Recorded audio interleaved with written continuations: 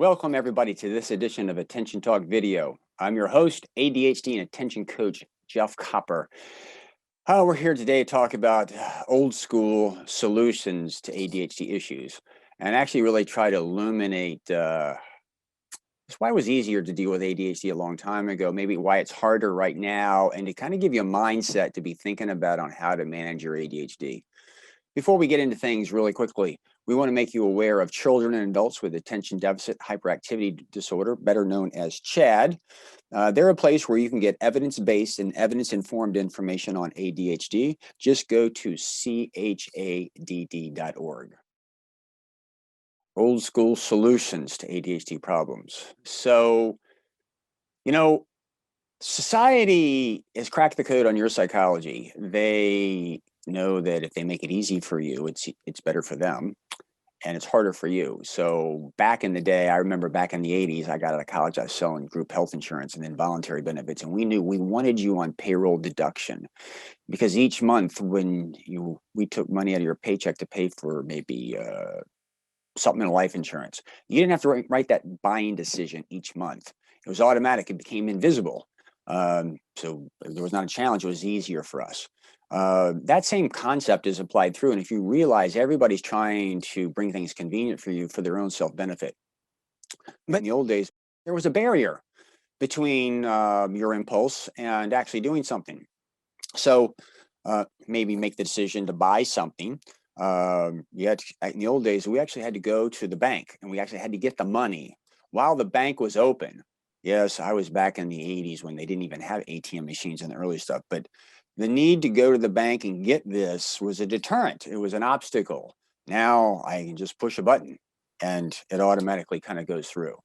When I say go through, I can get charged anytime. I don't interact with the money. It's not tangible. In the old days, we actually had to read books. There's no hyperlinks, there's no other browsers, there's no other way to get distracted with regard to this. We would just go somewhere and sit. If we wanted to do something else, we had to go somewhere else to go do that.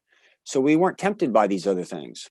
This is my favorite. So this is a transistor radio. Yeah, I still have one of these because I live in Florida and we have hurricanes down here. But I got music. Simple. It's not on my cell phone.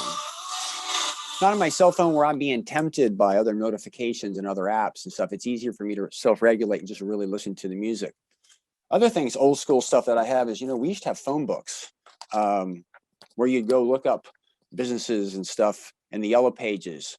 I actually still wish these things were around because the internet drives me crazy because the choices are really overwhelming, and this is all geographic.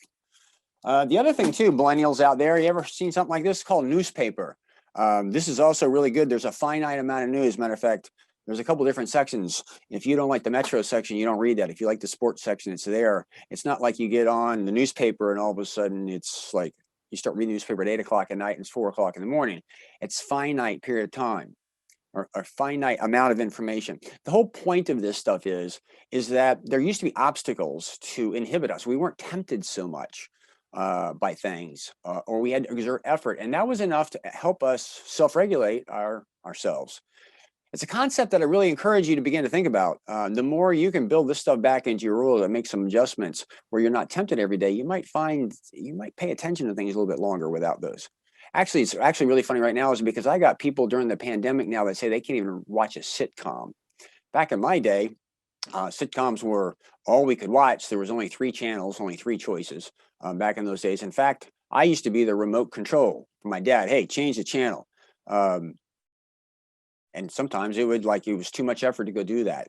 Again, not to get too far off this, but the point of this stuff really is, if you've got ADHD, there's no obstacles between you and doing things. You maybe should put some of that stuff between you and that to manage some of your more impulsive behavior, make it easier for you to self-regulate. Some of these old school things, either they'll work for you or maybe the concept will work for you.